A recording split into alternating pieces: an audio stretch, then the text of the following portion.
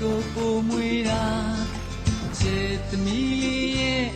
ပါနုနုလေးတွေမှာ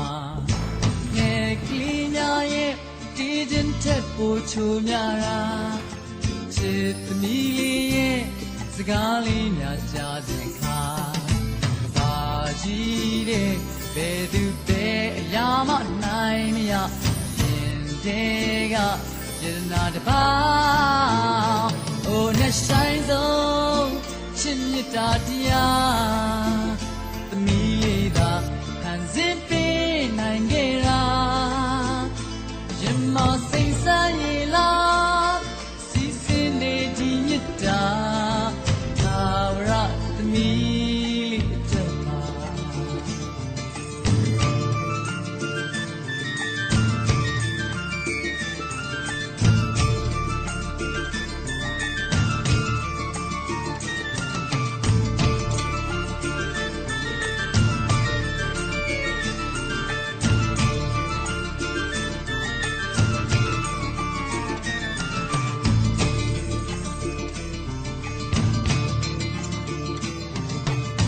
ဆုံးပြုံးလေးများ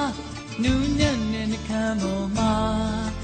ချစ်သမီးလေးအမြဲတမ်းသိမ့်ပိုက်ပင်ရစီသာဘာမဆိုရင်ဆိုင်ငါတိုက်ခိုက်ဖို့အသည့်အနေအထားပျော်ရွှင်ပါစေတဲ့လုံးသမီးလေးရဲ့သူပါ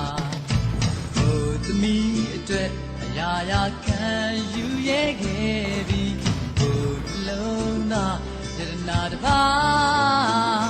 အိုနဲ့ဆိုင်ဆုံးချစ်မြတ်တာတရားသမီးလေးသာ